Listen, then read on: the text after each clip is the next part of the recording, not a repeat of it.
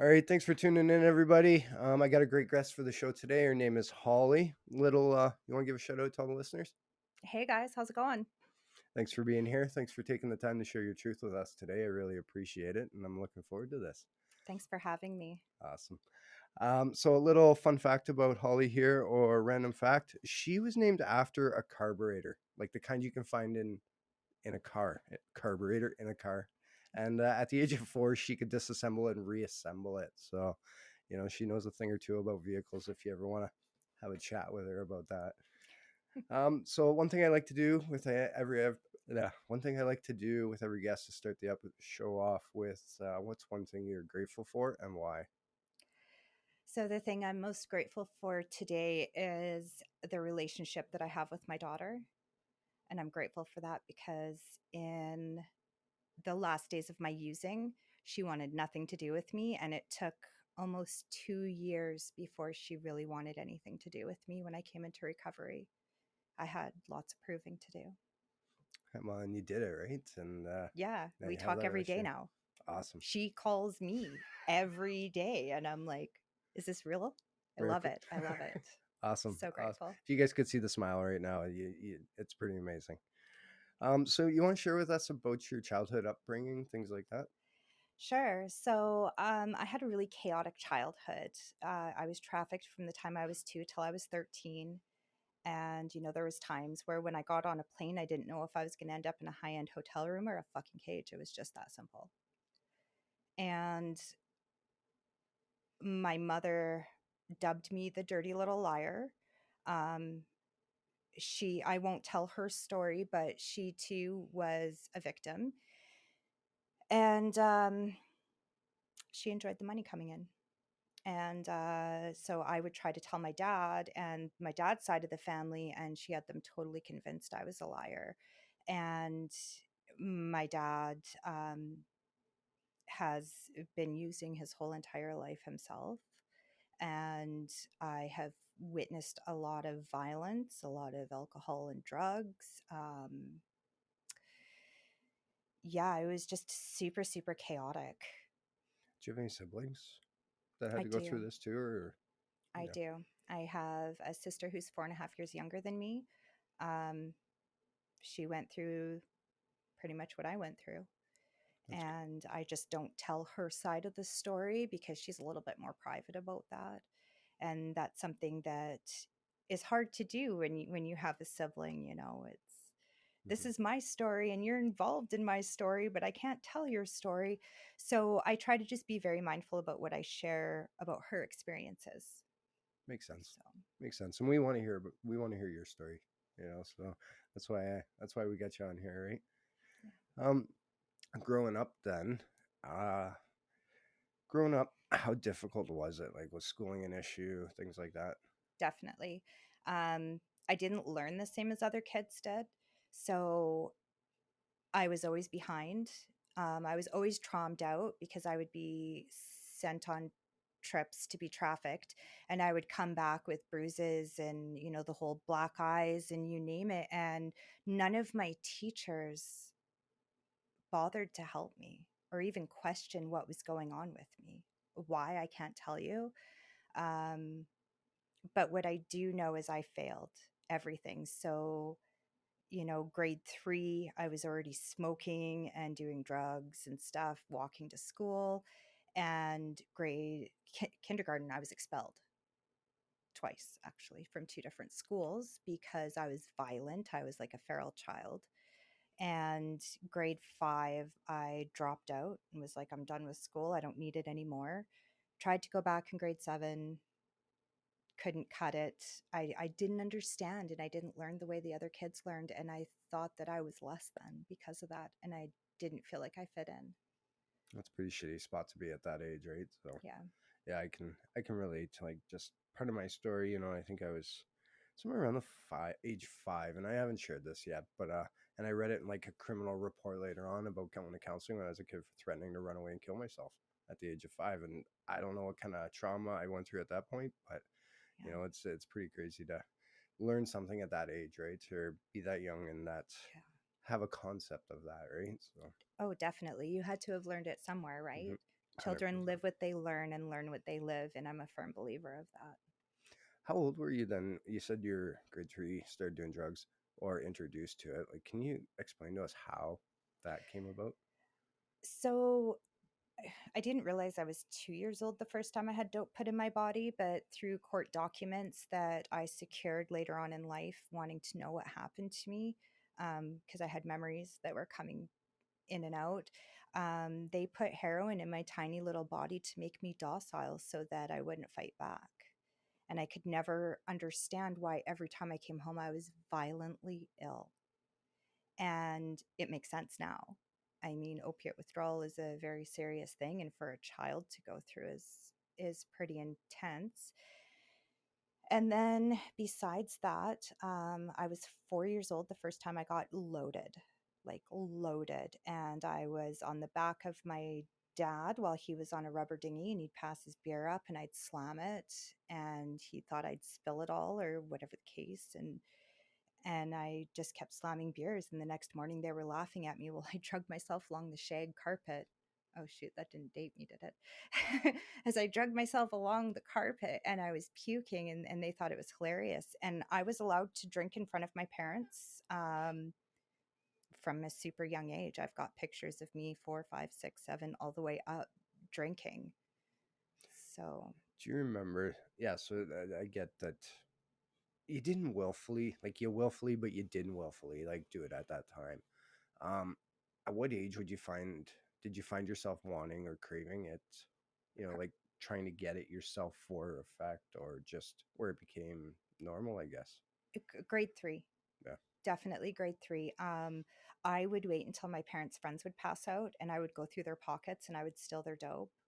And then I would try to figure out how to use it like they used it because I would watch them. I mean, they would be using it out in the open half the time. So, Well, I'm kind of going back to what you just said is like we learn those traits from our parents when we try to connect, right? I remember yeah, trying to connect with my father who was alcoholic by emptying the beer bottles, filling them up with water, and thinking I was fucking cool, yeah, and it was the worst water I ever tasted in my life, but yeah, I thought I was trying to connect with my parent or my father at that time, right? So right. I get it. So getting a little bit older then, how did things go, maybe from the age of 10, 15 to your teenage years? Chaotic. I was a feral human being. Um, we had this radio show in Dawson Creek called Open Line, and people could call in and complain about things that were going on. I think I was 11 the first time I was on Open Line, and it was for luring a man out of the bar and then jumping him and taking all his money. And I found that was very easy to do. So I continued to do that with friends of mine, and some of my friends went to jail for murder. I wasn't involved the night that they did their crime, but I had been involved in so many others that didn't end that way. And I am so grateful that somehow I wasn't around that night because it changed their lives forever. Oh, I believe it. Like there's probably a reason why. Like I don't believe in coincidences. Like to me that's different little god shots, right? So Yeah. there's probably a reason why you're kept safe that night. Oh, for Um, sure. And then after that, everybody thought I was my dad's little sister. And so I was allowed into bars and stuff like that. I was always in bar fights. I was fighting with whoever I could during school, after school. It didn't matter. I just wanted to fight. I wanted everybody to hurt as bad as I hurt. did you ever finish school then, or how did things go? I don't know, your late teens, early 20s, like when we're supposed to be finishing school and starting life. Where were you at your life? I was a complete drug addicted alcoholic bum mess. And I ended up getting pregnant. I was raped by my mom's ex boyfriend, and I got pregnant. I didn't know I was pregnant. And 4.5 months later, I went to get a tattoo of a scorpion eating a spider. And the guy said, "You're pregnant. It's going to wreck." And I'm like, "I'm not pregnant." He's like, "I'll do it for free if you give me a negative pregnancy test." I don't have that tattoo. And I immediately quit doing everything. And all of a sudden, my baby was my dope. this little human being inside of me. I wanted to be the best parent I could possibly be, everything that my parents weren't. And I just wanted to take such good care of this thing. So I went and did a bikini contest and I won. And I hopped on a Greyhound out of town and I moved in with my aunt in 100 Mile House, BC. And she's Christian. And I thought that it was a good place for me to try to restart my life. And so I went back to school and I ended up getting my grade 12 and doing 2 years of an accounting courses at the small college that they had there. And then I moved to Edmonton because I thought, hey, let's go to a bigger university and really make something of yourself. That never happened. Did you when you stayed clean there during your pregnancy, how old were you? I was 19 and I turned 20 just before I had him. Did you know anything? How did you stay? Did you just do it on your own, or did you know anything about recovery at that point? I just did it on my own and I moved to a place where I knew nobody. So all I had was my aunt, her church, and my cousins. And it, that was great for a while. But 6 weeks after I had my son, maybe not even, I got a call that I needed to go and do collections. And so I hopped in a vehicle and went down with my kid in his car seat to Prince George and kicked down a hotel room door and did a collections. And in the middle of torturing this guy, I heard my son crying and was like, what the fuck are you doing? Like your kid is right here. Who are you? And I knew that I wanted to change, but old behaviors were coming back so easily. It's hard when that's when you know for so long, or that's what you're familiar with, right? Until you can Yeah. create enough new associations or get put enough space in between there, like it's hard, right? Yeah, Yeah. and if you don't have the support network, how do you do it, right? So it's a challenge. Yeah. The only people I had in my life that were sober were my aunt and her church. And I felt like I needed more. Fair enough. I I get always it. needed I get it. more. I'm sure lots of other people do too, right? So, Yeah. so after your son was born and you got back into this lifestyle, what was the time span, or what were some of your bottoms that you experienced? Like how? Okay, let me start with this one. What's your clean date today? March 24th, 2017. So we're looking at like 5 years here. Yes. Awesome, congratulations. Thank you. Let's go from that point. I kind of want you to walk us through and kind of get us to your introduction to recovery. Maybe the first time you found out about it. I So know I'm gonna I knew skip over nothing. it. I knew nothing about recovery. I had no idea about Cocaine Anonymous, about NA, about any of them. I didn't know about detox or treatment centers in Canada. Um, I did know about them in the States, and I have grandparents that live in Alabama, and I called them up and asked them, hey, you guys want to send me to treatment? And they were reluctant, of course. And my husband had had enough. He got a call from the Edmonton gang unit saying our vehicle was involved in a severe crime. And he had enough. He came home and he packed me up and he dropped me off at the hospital while I was withdrawing. And when I came to, I called him and said, what's going on? And he said, I've changed the locks, the codes. You're not welcome here anymore. And that was a like losing friends over the years and other things because I was so toxic and my addiction was so bad. None of that really hit me until it was like I was faced with losing my children. And I knew I needed help, but I didn't know how to do it.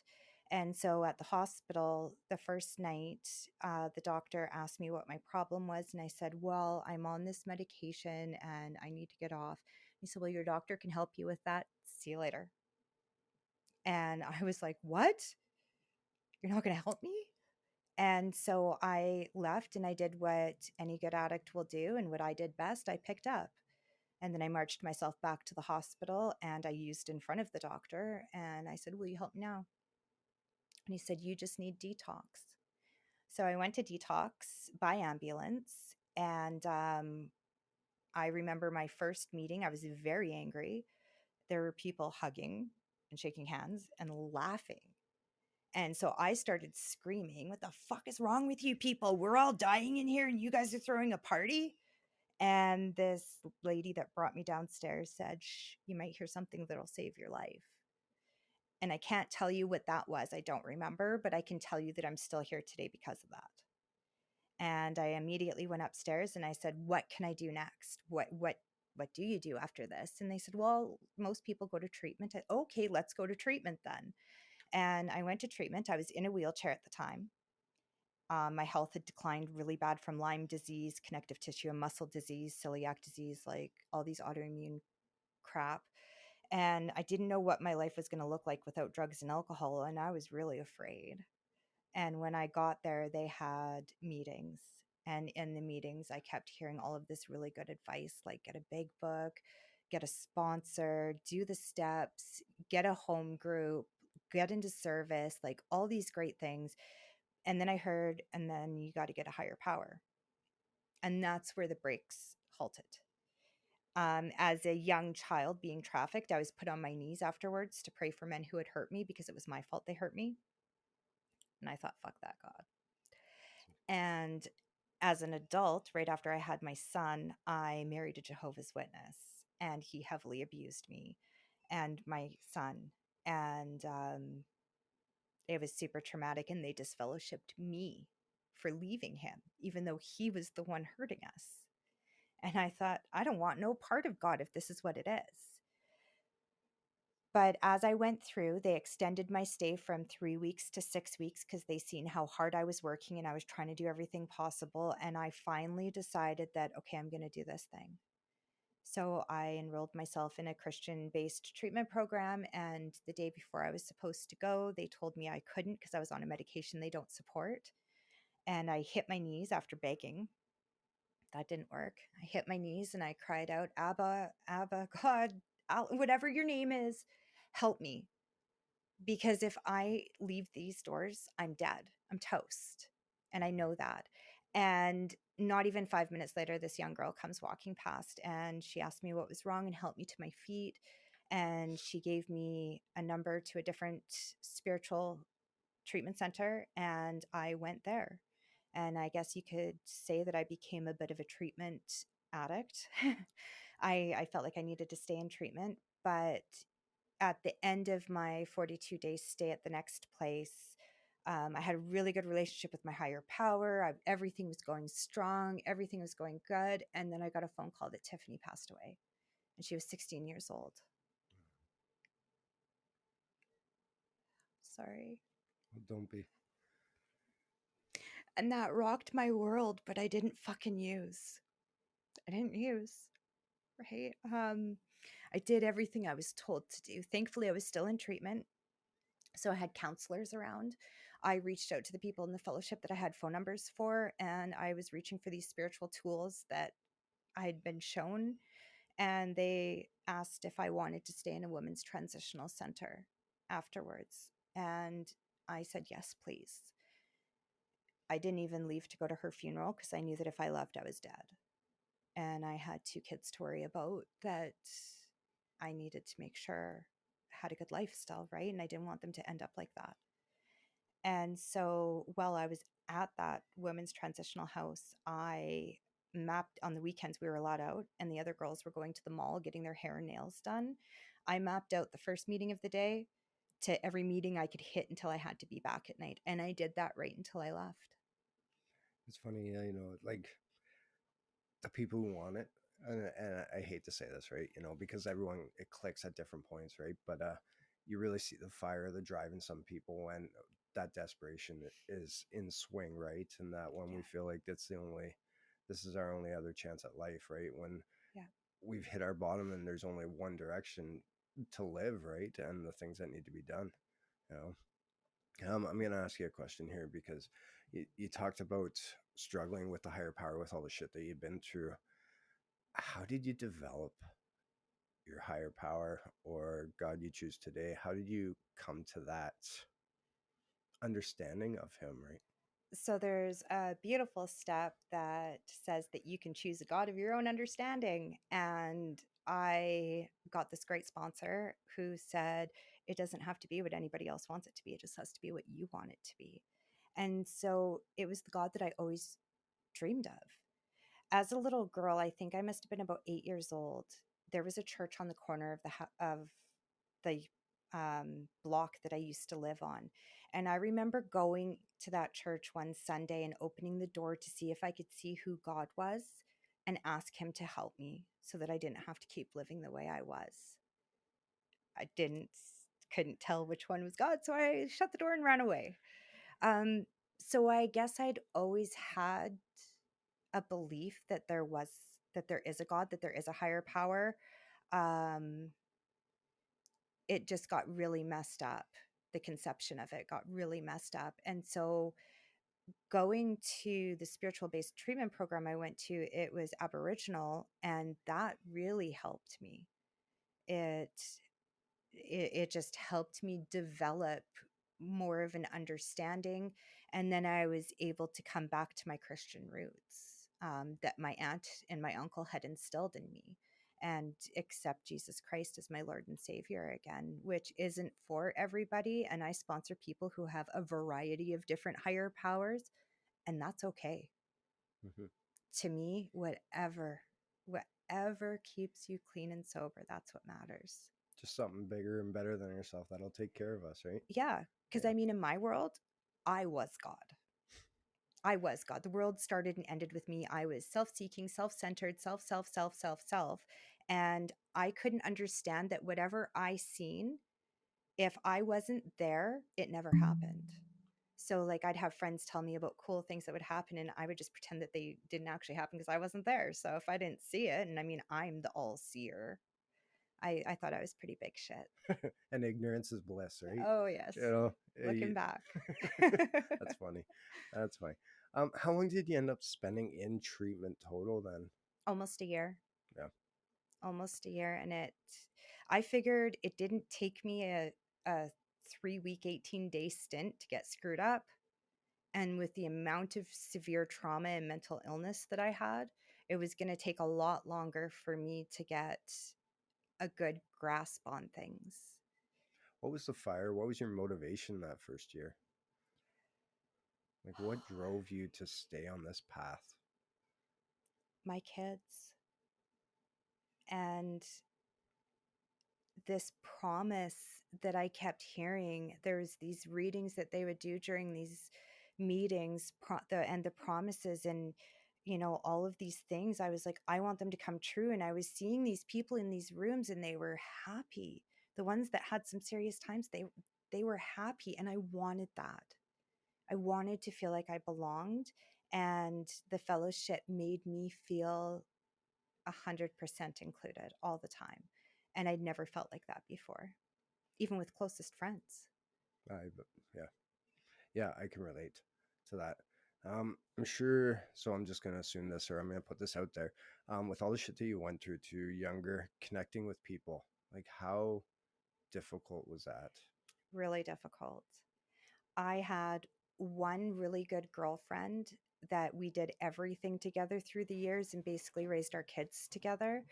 Um, but we had a big friend group, and I never really connected to any of those other people. And I guess maybe it could have been part of my mental illness with the borderline personality disorder, but I had a really hard time having more than one friend at a time. And if you were my friend, you were all mine. All mine. No, don't go do stuff with other people. You needed to be with me. And I think that hurt a lot of friendships throughout the years. And it was just hard to connect. It was really hard to connect romantically. That was where I struggled the most. Um, because up until my husband now, I had been in abusive relationships, and I was never able to connect. It was always just I wanted to dominate them. And I knew that sex was domination, and drugs and alcohol. And this is, if I was the big fish and I was the one they had to come to for their stuff, then that's how I manipulated them. And then when it came down to Dan and I getting together, our first 16 years together were a complete disaster. Like, we were probably one of the most toxic couples you could possibly meet. Oh, I want to touch on that one then because you said he locked the doors, changed the keys, took you to detox, so he obviously still cared. You know, it shows me Yeah. that he still cared. What's your relationship like with him today? Well, 2 years after, just a little over 2 years, my daughter was staying with me in Wetaskiwin. My son started using and he decided to kick me out. And when Dan was home from work, he would have Cliston and then I would have her while he was at work. And I called him up and I said, listen, I have to go to a homeless shelter. I don't have money to rent even a room at this point, and I don't know what to do with Cliston. And he said, well, why don't you move back into the house? I'll let you drive the Jeep. You can take Cliston back and forth to school. He said, pay me $300 a month in rent. And there you go. I'm at work the majority of the time. Things will be okay. And I thought to myself, yeah, okay. Because when he's home, I can leave, go stay with friends or whatever. And he ended up getting some time off shortly after. And I think it was about 6 months, and we were co-parenting really well together because my biggest amends to him was being a great co-parent. And I never thought that we were ever going to get back together. He had started another relationship with somebody when I was in treatment, and that destroyed me. But that also was the only reason why I recovered. Otherwise, I would have been a toxic mess trying to get back together with him. So it all happened the way it was supposed to. I hold no animosity or anger or resentment towards him for this at all because it saved my life. Um, yeah, and we started slowly falling in love again, and I was really terrified. And he approached me about some things, and I wrote out pros and cons and was on the phone with my sponsor, and I was just a complete maniac about it. Like, I wrote out a contract and made him sign it. It was ridiculous. Like, I was so scared though, right? I never had a healthy relationship in all my life. I was finally in a good place. I was super healthy. I was helping other people. My recovery was strong. And the last thing I wanted was to end up in a relationship like we had just dissolved, right? So today, it's so weird. We're in the healthiest relationship I've ever been in. We don't really fight or argue. We compromise and talk. I didn't know that was a thing. Nobody told me. I forgot to get the memo or something. But yeah, like we have healthy communication today. We're in a really good place. Life is good.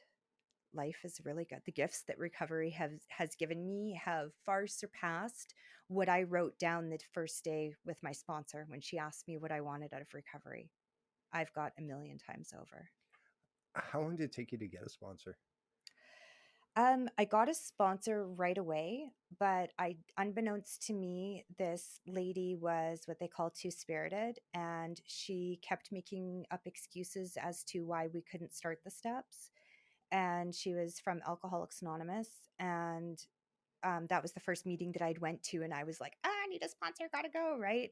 So I didn't really pay attention and search out a sponsor that fit me to begin with.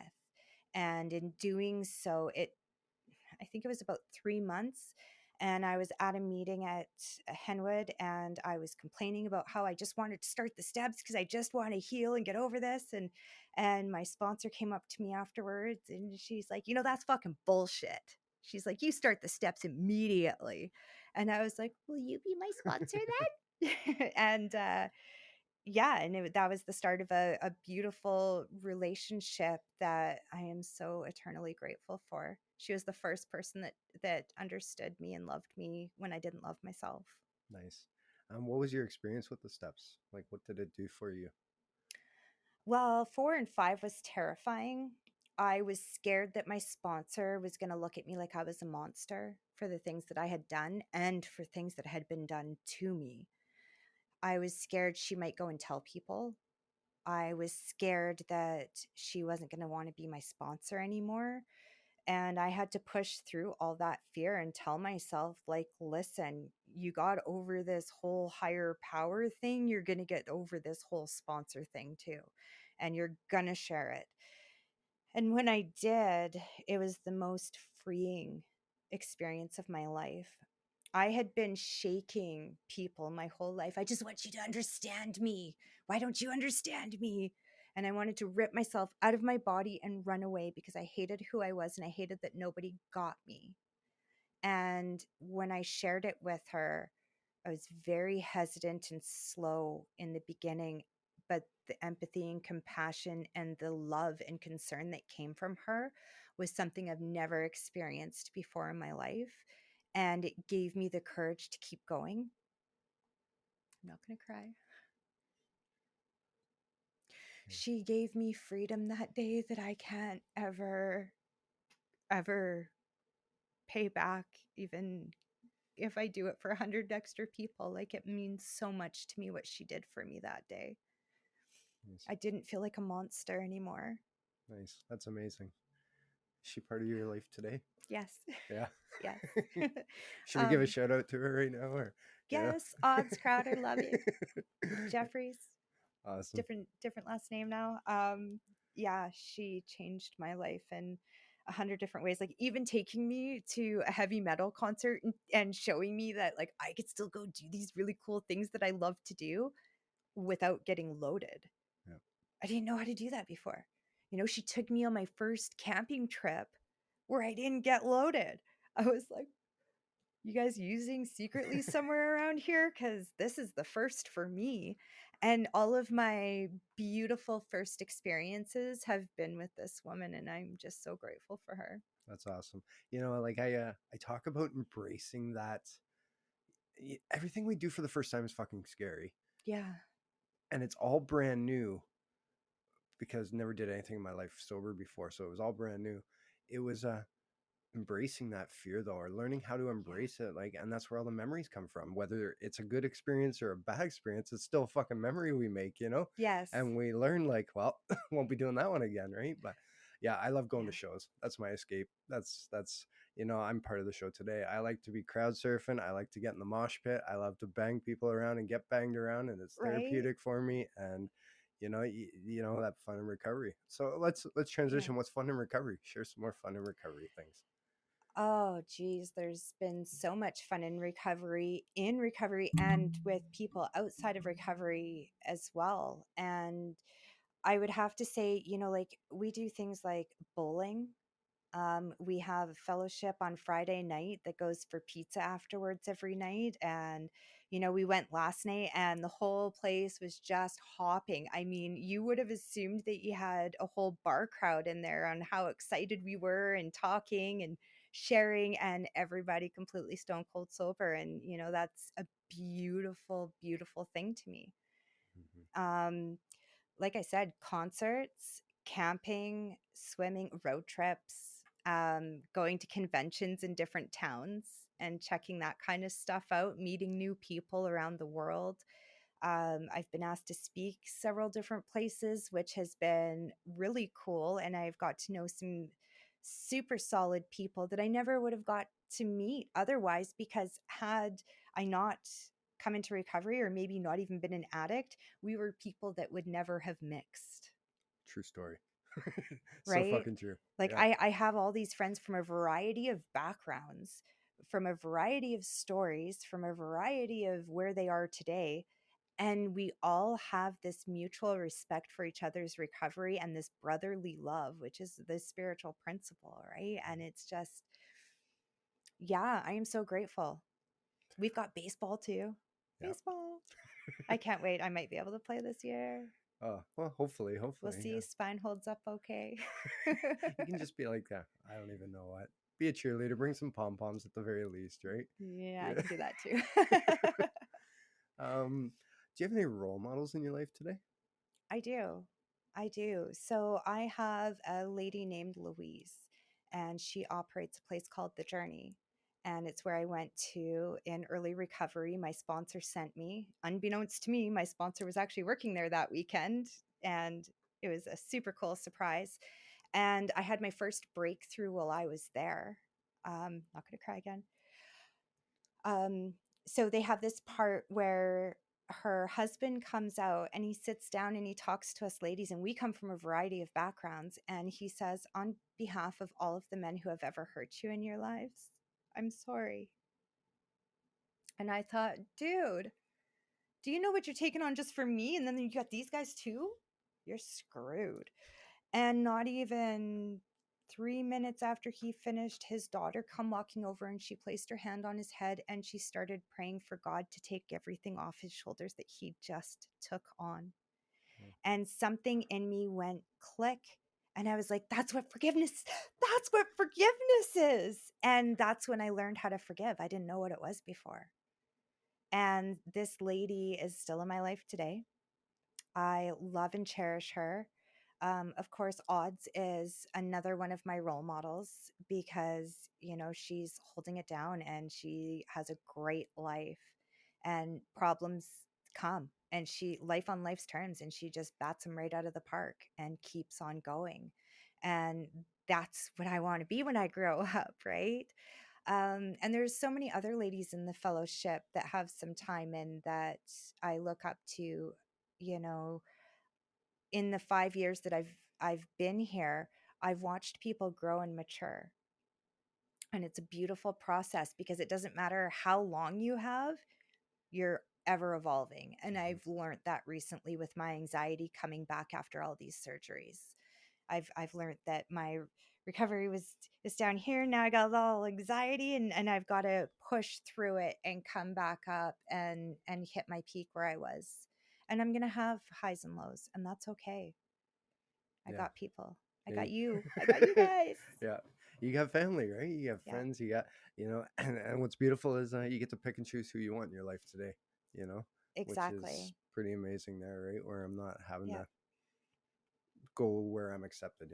I get to choose who's in my life today. Right. Like Um, I had to make some amends that I wasn't happy about, but I made them, and then I got to choose if they got to stay or not. And that was the most beautiful gift that recovery taught me is even though I did bad things, I can make that amends and walk away because my side of the street is clean.